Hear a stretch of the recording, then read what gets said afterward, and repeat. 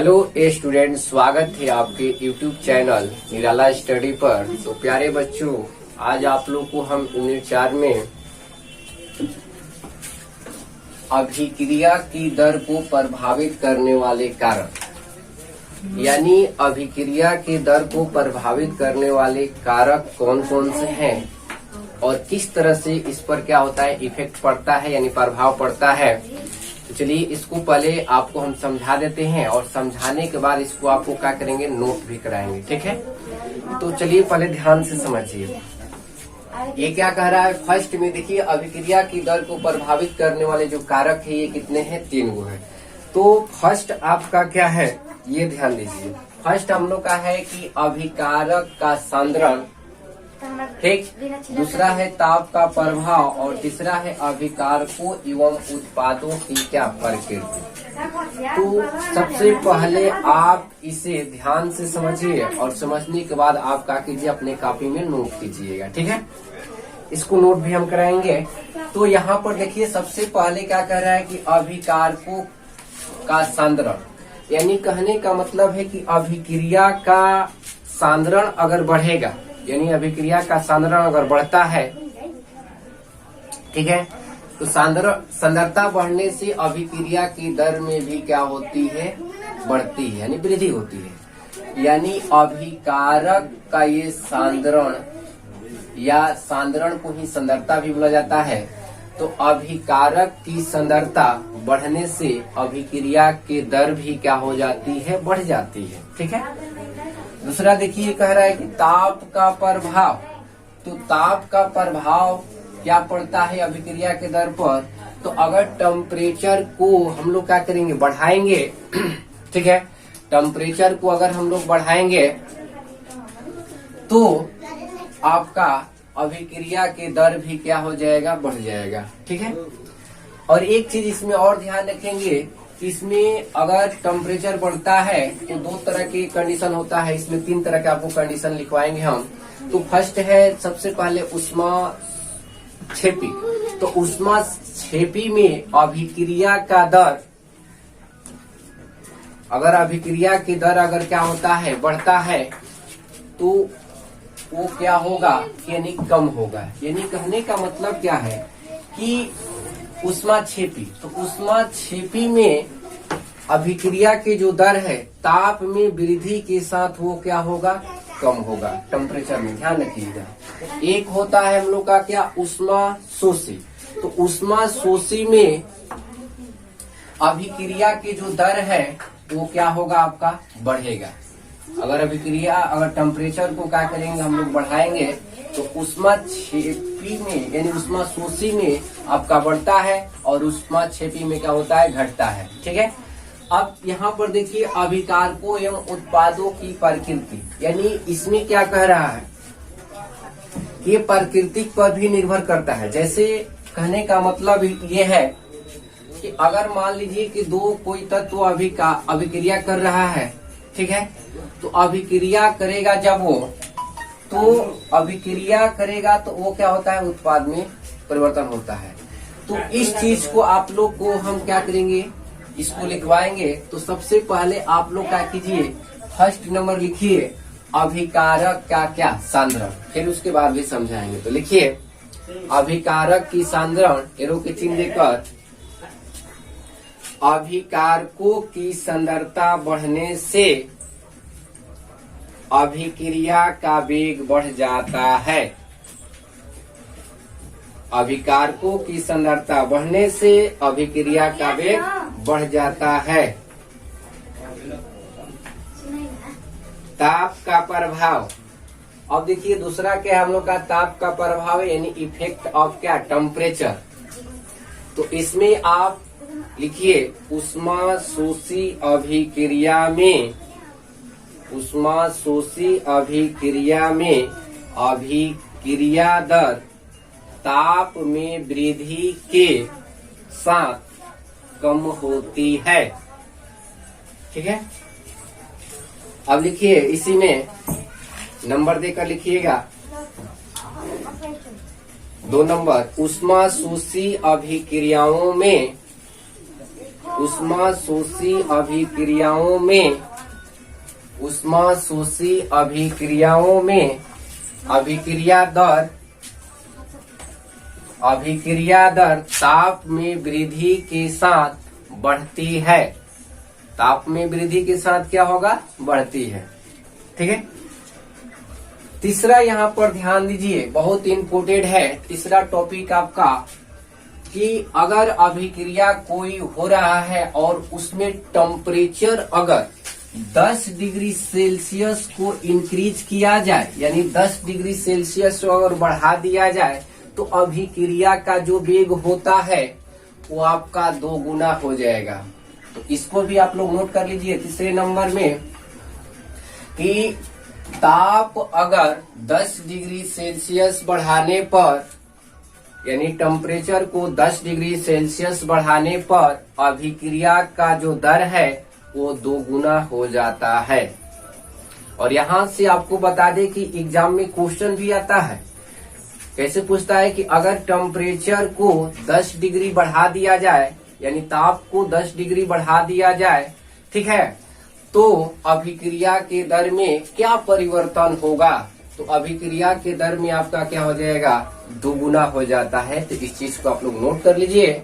अब चलिए यहाँ पर है हम लोग का अभिकारकों एवं उत्पादों की प्रकृति। तो इसमें आप लोग फर्स्ट देकर लिखेंगे भौतिक अवस्था, और भौतिक अवस्था में 1 नंबर लिखिए। भौतिक अवस्था में 1 नंबर देकर लिखिए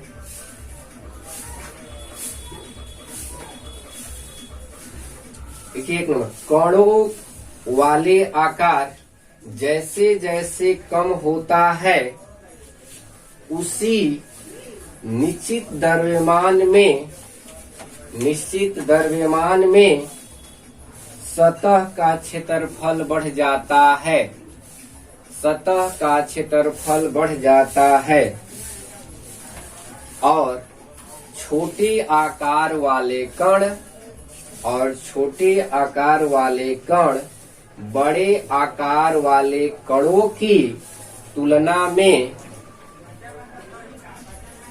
में अधिक तीव्रता से अभिक्रिया करते हैं।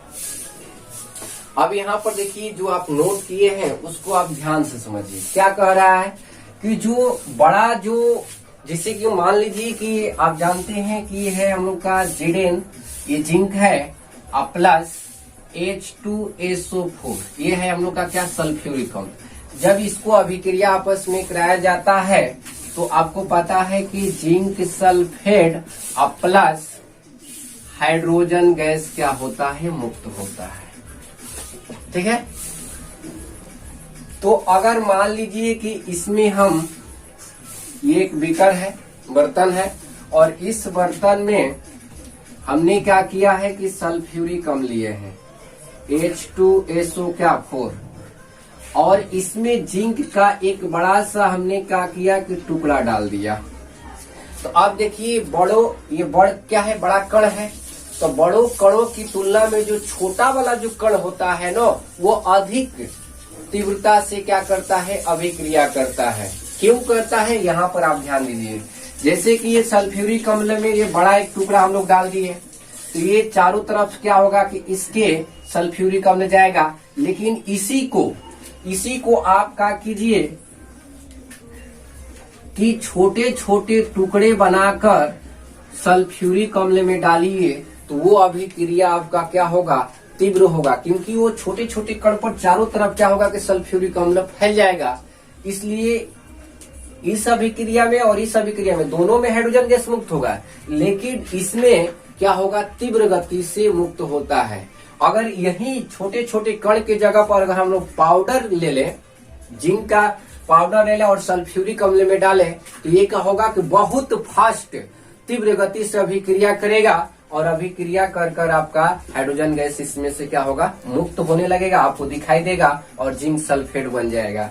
तो जैसे यहाँ पर आपको बता रहे हैं कि बड़ा कण और छोटा कण में क्या होता है छोटा कण में तीव्रता अधिक होता है अभिक्रिया दर, और बड़ा कण में क्या होता है, उससे कम होता है। तुलना बताया जा रहा है। जैसे यहाँ पर इतना बड़ा कण लिया गया है ना, तो इसी कण को हम दो पार्ट में आपको बता रहे हैं। देखिए उतना ही बड़ा लिए हैं, तो जब उतना ही बड़ा लिया जाएगा इसको, जब इसको तोड़ दिया जाएगा तो ये इसका सरफेस तो पड़ ही रहा है, लेकिन बीच में भी इसका सरफेस आ जाएगा। इसीलिए क्या होता है कि ये तीव्र गति से करने लगता है।